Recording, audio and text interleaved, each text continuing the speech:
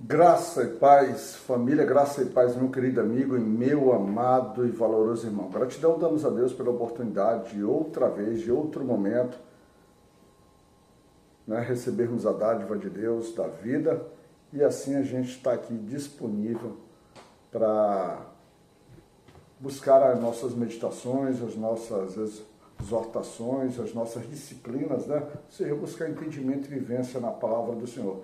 E que bom, meu amigo, que bom que eu tenho a grata satisfação de tê-lo conosco nessa caminhada. E sempre deixando bem claro, se você preparar materiais, se preparar exortações, se preparar mensagens do Senhor, pode mandar para mim, que eu terei muito prazer em acompanhar, terei muito prazer em meditar naquilo que o Senhor pode estar falando também por meio da tua vida para a gente.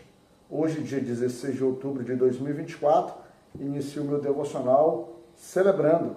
Como você sabe, tem sempre alguma coisa a gente celebra na vida e hoje nada mais e nada menos do que especial é o momento de celebrar a dádiva da vida da minha irmã a minha irmã primogênita, né? Ela não gosta nem da gente dizer irmã mais velha, não. A irmã primogênita, aquela em que, a partir do momento que ela veio, né? Ela passou a ser, vamos dizer assim, base de sustentação, orientação, de apoio, né, para os outros irmãos. Mesmo não tendo sido criado diretamente, eu tive dois irmãos que não foi criado diretamente com os demais irmãos. Somos 5 de uma primeira linhagem, 3 foram criados juntos e 2 foram criados, cada um meio que separado, mas sempre com muito contato com a gente. Essa minha irmã, que é a irmã Rosilene, uma irmã que eu amo, uma irmã que sempre foi muito significativa na minha vida, principalmente em momentos muito difíceis, se fez presente e por vezes a gente não consegue ser presente ou não consegue entender, às vezes, certas situações que ela passa, porque para a gente que está no Senhor já passa a ser incompreensível, principalmente porque ela também está no Senhor. Então é a gente, nesse momento, o que eu desejo a essa minha amada irmã é que ela possa abrir os olhos, que ela possa abrir o coração, possa descansar o espírito e que possa aproveitar toda a bênção que o Senhor tem preparado para a vida dela. Que ela possa vamos dizer assim, ser centro de união na família, entre ela, o marido e os 3 filhos, Rosaline, Maurílio e Marília, né? E que eles, e agora o Paulo, né? Agora tem o Paulo Patrese, e que eles ali possam, vamos dizer assim, fazer um processo de comunhão e de fortalecimento da vida em família. E passa por você, minha irmã. Lembra-te, tu sendo firme, forte, tu sendo sólida, tu sendo sábia, a tua casa se estruturar muito firme. E isso, você tem instrumentalização para fazer isso, porque você tem o próprio Senhor Jesus, aquele que você já há mais de 20 anos já dedica a sua vida. Então, é importante que esse Senhor que você dedica a sua vida dê frutos, frutos reais, frutos verdadeiros, para que tu e tua casa sirvam ao Senhor, para que tu seja centro de caminho, para que tu seja testemunho vivo, para que teus filhos também possam seguir teus filhos e teu neto possam seguir o mesmo caminho do Senhor, tá certo? Te amo, feliz aniversário, que Deus te abençoe, que a gente possa ainda celebrar muito esse momento. Certo? Voltando agora ao nosso devocional hoje está no capítulo 11 de 1 Samuel, e vamos lá no capítulo, versículo, 2, diz assim: Porém, Naás, amonita, lhe disse: Com esta condição farei aliança convosco, que a todos vós arranque o olho direito, e assim ponha esta afronta sobre todo Israel. Quando nós estamos vindo do nosso devocional anterior, você tem acompanhado nosso devocional? Hein? Você tem acompanhado nosso devocional? Você tem seguido as nossas mensagens? Quer dizer, você tem seguido, eu não gosto dessa expressão, você seguir as mensagens. Você tem se alimentado das nossas mensagens? Você tem crido que as mensagens, de alguma forma, têm te ajudado a despertar, abrir os olhos, a fortalecer teu caminho no Senhor? Se você já é crente, você fortalecer, e se você não é, se você ainda não se encontrou no Senhor verdadeiramente, elas têm elas têm te despertado, te ajudado a crescer, a buscar mais as coisas do Senhor e até a tomar uma decisão de vida, dizer assim, olha, eu ando no caminho perverso, eu ando no caminho do mal, eu ando no caminho contrário, eu ando no caminho da ignorância, da arrogância, da falta de sabedoria, e é por meio do caminho do Senhor, por meio aí dessas mensagens do irmão Talismã e de diversos outros irmãos, diversos poucos outros irmãos, o Senhor tem aberto o caminho, tem se apresentado para mim, e agora eu vou mergulhar nisso. Isso tem feito na tua vida? Espero que sim, irmão. Senão parece que não há propósito, mas continuaremos aqui.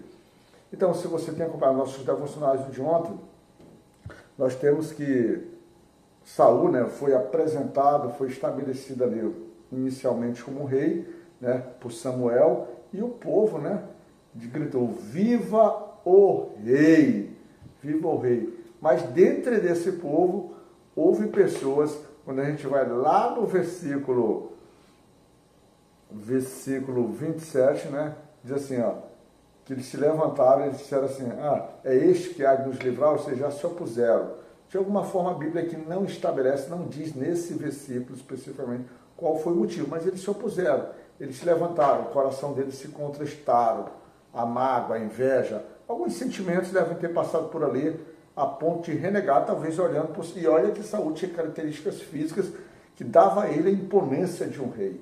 Ele era o maior de todos, ele era o mais bonito. Certamente Saul era alguém que chamava a atenção, saltava aos olhos das pessoas. Mas ele, num processo de humildade, dizia que ele era o menor da menor família. Algo parecido com o que Gideão fala, né? Assim diz, mas nós somos humanos e os nossos olhos, eles rapidamente capturam aquilo que parece ser interessante, parece ser melhor. Saul se encaixava muito perfeitamente nesse perfil. Então, quando Saul se estabelece, agora é uma liderança, mas é uma liderança que ainda não prova o seu valor. E aí aparece, Deus usa então aí, a partir daí, o momento. Por que eu digo que Deus usa? Porque Deus estabelece, Deus tem controle sobre tudo. Para mim não tem nada, não tem um movimento desse mundo que não seja Deus. Que não seja Deus. Deus trazendo a bênção, ou Deus permitindo que a ação do inimigo possa, vamos dizer assim, se movimentar sobre a face da terra, para que a própria vontade de Deus depois se estabeleça sobre o inimigo e sobre a vontade dos homens. Simples assim. Você crê nisso? Espero que sim. Então ele usa esse rei Naás, rei dos Amonitas, para que você que não lembra, os Amonitas são descendentes da geração de Ló, são descendentes de um dos filhos de Ló, e os Amonitas, apesar quando o povo de Israel ele começa a tomar as terras prometidas, ou passar ali pelo deserto pelas terras prometidas, ele é um dos povos em que Deus não permite Israel guerrear contra os Amonitas. Por quê? Porque são parentes. Mas ainda assim, sendo parentes, você já teve aquele parente que traz grandes problemas, grandes angústias? Esse aqui é um deles, assim como os Moabitas, que são irmãos dos Amonitas, porque também são descendentes de Ló. Então, e aí você vai vendo, vem Amonitas, vem Moabitas, aí vem Filisteus por fora, vem Amalequitas, ou seja, vem uma série de pessoas aí por fora, mas essas pessoas, em especial os Amonitas, são parentes que acabam nos trazendo problema. Em vez de da gente ter comunhão com os parentes, esse aqui não, é todo o tempo em guerra, e ele se levanta em guerra através do seu rei Naás. E aí, a cidade de Jabes de Gileade, ao ameaçar ser tomada, eles se sentirem em perigo, eles propõem um acordo aos Amonitas. E os Amonitas, impressionante, né? Haja cavalheirismo na guerra, né? Haja cavalheirismo quando alguém vai se levantar em oposição. Às vezes na nossa vida prática a gente não tem isso, mas aqui são estabelecimentos de guerra, propõem um acordo, os Amonitas aceitam o acordo, desde que a condição seja: nós arrancaremos um olho direito de cada um de vocês, né? Nós os estrangularemos, cegaremos, vocês ficarão seu caolho, vamos dizer assim, para que isso sirva sobre vergonha sobre Israel. Mas aí Israel chora. Mas como Israel chora se agora eles têm um rei, que eles pediram um rei? E aí Saul, a partir do momento que ele se apresenta, no sentido que ele vem, parece que ele está vivendo uma vida semelhante ao que vive com seu pai, ou seja, tangendo bois. buscando bois, buscando jumentas. Quando Saul vai chegando do campo disso, e que ele toma conhecimento que ele viu o choro do povo, no versículo 6 diz assim: então o Espírito de Deus se apoderou de Saul, ouvindo estas palavras, e acendeu-se em grande maneira a sua ira. Agora, o Senhor usa esse momento para que a liderança, para que a partir desse momento, Saul seja reconhecido como líder do povo de Israel. E uma das primeiras reuniões que ele faz, no meio dessa ira, no meio dessa ira que vem do próprio Senhor, é estabelecer, ele ali estava trazendo os bois, ele rasga os bois, 2 bois ali, corta ele completamente em pedaço e distribui para todo o povo de Israel, dizendo: homens, se vocês não me acompanharem nessa batalha, assim será feito por cada um boi. Estendo eu que ele está dizendo assim: eu farei assim com todo boi, ou agora aqueles que estão oprimindo nossos irmãos na cidade de Jabes de Gileade farão também assim com a gente. Eu não consegui capturar exatamente quem, se era ele ou se seriam os seus inimigos. Mas uma coisa é certa: será feito com vocês aí, com os bois, do mesmo jeito. E aí o povo teme, ali o povo, além de temer, ele passa a reconhecer que agora eles têm um rei disposto, alguém que tem autoridade e alguém que agora comanda o exército e exerce sua liderança sobre os homens. E esses homens se apresentam. Então 300.000 homens se apresentam e 30.000 homens da tribo de Judá. E vão para o combate, vão gritar o socorro, vão. Só que quando eles mandam informar a tribo de Jabes de Gileade que eles estão chegando, né? Que eles estão chegando, lá no versículo 9 diz assim: então disseram os mensageiros que vieram assim: direis aos homens de Jabes de Gileade, e amanhã, em aquecendo o sol, vos virá livramento. Vindo, pois, os mensageiros e anunciando aos homens de Jabes de Gileade, se alegraram. Veja só, Jabes de Gileade havia dito que os amonitas, para ter 7 dias, para ver se alguém viria socorrê-los. Os amonitas concordam. Eu acho isso até um negócio confuso, mas é assim que se estabeleceu a história de cavaleirismo, a história de as guerras como eles tratavam naquela época. E disseram que se apresentariam. Então Jabes de Gileade agora informa os amonitas que iriam, aí recebe então da mensagem de Saul que eles estão vindo e até o meio-dia chegam. Então a alegria toma conta aos corações deles. Eles se tornam agora confiantes. E aí eles mandam uma resposta aos amonitas. Lá no versículo 10, diz assim: os homens de Jabes de Gileade disseram: amanhã sairemos a vós, então nos fareis conforme tudo que parece bem aos vossos olhos. Ou seja, manda esse recado diretamente aos amonitas, dizendo: nós nos entregaremos. Mas o que acontece? Acontece que Saul divide seus exércitos em 3 colunas e ataca os acampamentos dos amonitas. Expulsa, mata, vence os amonitas. E agora o povo de Israel, o povo que está sendo governado, vê o nascimento de um líder. Vê verdadeiramente. Mas o principal que a gente precisa ver aqui é que a ação ela é definida, ela é confirmada pelo Senhor quando o Senhor se aposta. Então ele passa a ter comunhão, ele passa a ter estabelecimento, ele passa a ter um segmento de regras daquilo que o Senhor estabelece. Ou seja, batalhas que você deve lutar não são batalhas suas, são aquelas batalhas que podem até nascer em você, mas você deve apresentar para o nosso Deus, apresentar para o nosso Senhor, para que Ele confirme. Mas nesse caso, é uma batalha que nasce no próprio Senhor, para que Saul agora seja apresentado como uma confirmação de uma liderança. E aí a sensação, a alegria do povo, ela se trata tão perfeitamente que lá no versículo 12, lembra lá do 11, lá do versículo 27 do capítulo anterior, do capítulo 10, que aqueles homens se levantavam, aqueles homens questionavam a autoridade, se ele reinaria sobre eles. Aí o povo diz assim: então disse o povo a Samuel, os homens de Saul, então o povo disse a Samuel: quem é aquele que dizia que Saul não reinaria sobre nós?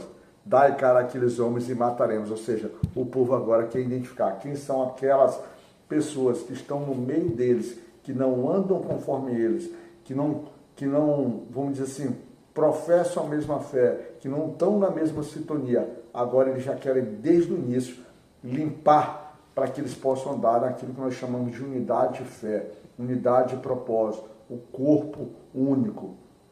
Mas, e aí vem o segundo momento, ou seja, o povo está pronto, o povo agora está focado, o povo agora está aceitando a liderança de Saul, o povo agora quer segui-lo, mas quer segui-lo sem ressalva, quer segui-lo com firmeza. Então o próprio povo não quer aceitar que pessoas se levantem. É como imagina o pai e a mãe dentro da casa, como se os filhos se levantassem contra o pai e com a mãe, e o pai ou a mãe se levantasse agora, querer se levantar contra os filhos para colocá-los no seu devido lugar, no lugar de submissão, no lugar de obediência. É como esse povo, mas aqui trata-se de matar. Aí vem agora o Deus de perdão, o Deus de misericórdia, tocando no coração de Saul, trabalhando no coração de Saul, e Saul agora vai se revelar um homem de perdão, um homem de misericórdia, neste momento. E ele diz assim, no versículo 13, porém Saul disse, hoje não morrerá nenhum, pois hoje tem feito o Senhor um livramento em Israel. Ou seja, meu irmão, hoje é dia de maravilha, hoje é dia de graça, hoje é dia de libertação, hoje é dia de oportunidade para você que está se levantando contra aquelas pessoas que você deveria seguir, apoiar o trabalho, ou seja, aquelas pessoas de Deus que estão efetivamente trabalhando a obra e você está atacando, que teu coração está pesaroso, está pesado, você está murmurando contra ele, você está falando mal contra ele, você tá pegando erros dele, às vezes que são até coisas verdadeiras, mas você está pagando e está espalhando, está levantando que outras pessoas também falem desse. Cuidado, meu irmão.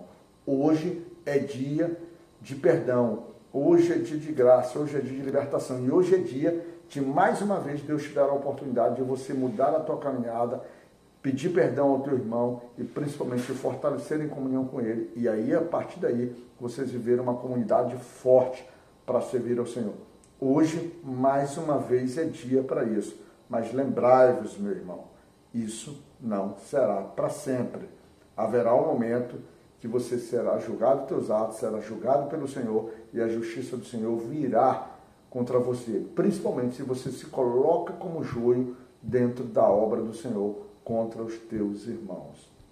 Tá certo? Fica na graça de Deus Pai Todo-Poderoso, meu irmão, que Deus possa te abençoar nessa quarta-feira de muita luz, de muita alegria, principalmente para minha família e assim pelo aniversário da minha irmã, e que na misericórdia de Deus possamos estar juntos como os irmãos em Cristo.